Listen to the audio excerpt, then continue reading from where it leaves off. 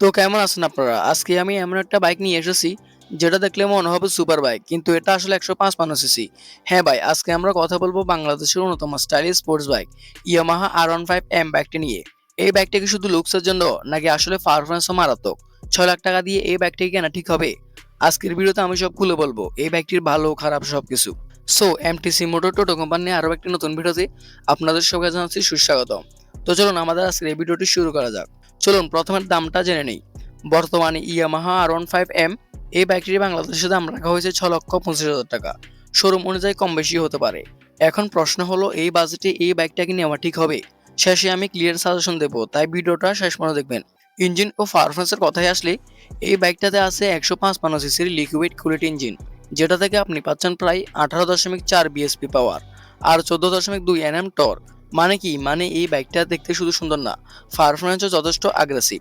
আর এই বাইকটিতে আছে VBA technology, মানে লো স্পিডে স্মুথ আর হাই স্পিডে এক্সট্রা পাওয়ার দেয়। এই বাইকটির টপ স্পিড দেবে প্রায় 140 কিলোমিটার প্রতি ঘন্টায়।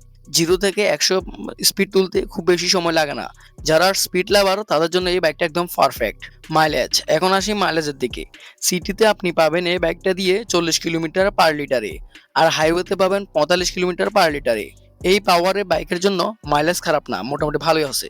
সেফটি ও ব্রেকিং কন্ট্রোলের দিকে দেখতে গেলে, সেফটি এর দিক থেকেও এই বাইকটা বেশ সলিড। ডুয়েল চ্যানেল এবিএস আছে, মানে সুডিন ব্রেক করলে ব্রেক স্কিড করবে না। ট্রাকশন কন্ট্রোল আছে, মানে পেছনের চাকা স্লিপ করবে না। কুইক শিফটার আছে, মানে ক্লাস ছাড়া গিয়ার চেঞ্জ করতে পারবেন। এই ফিচার্সগুলো সাধারণত বড় সিসির বাইকেই থাকে। ডিজাইনস ও লুকের কথায় আসলে, ডিজাইনের কথা বললে এই বাইকটা literally mini R1। Fuel digital meter, LED headlight, aggressive body design, রাস্তার মধ্যে গেলে সবাই তাকাবে আপনার দিকে। শো ও পরার জন্য এই বাইকটা একদমই পারফেক্ট।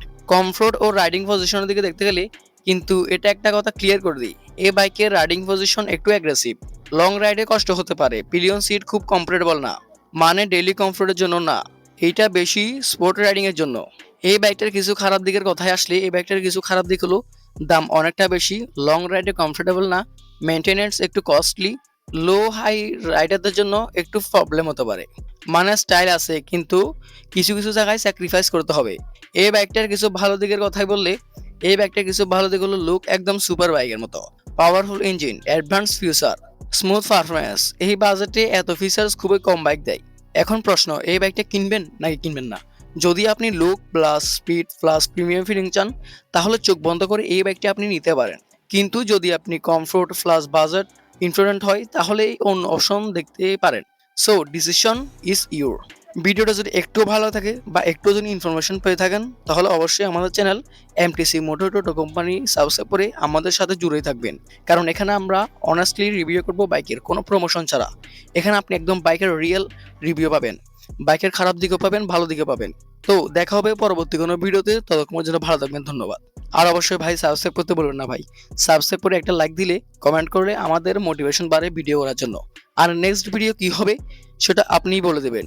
নেক্সট ভিডিও কোন টপিকের উপর হবে। ধন্যবাদ।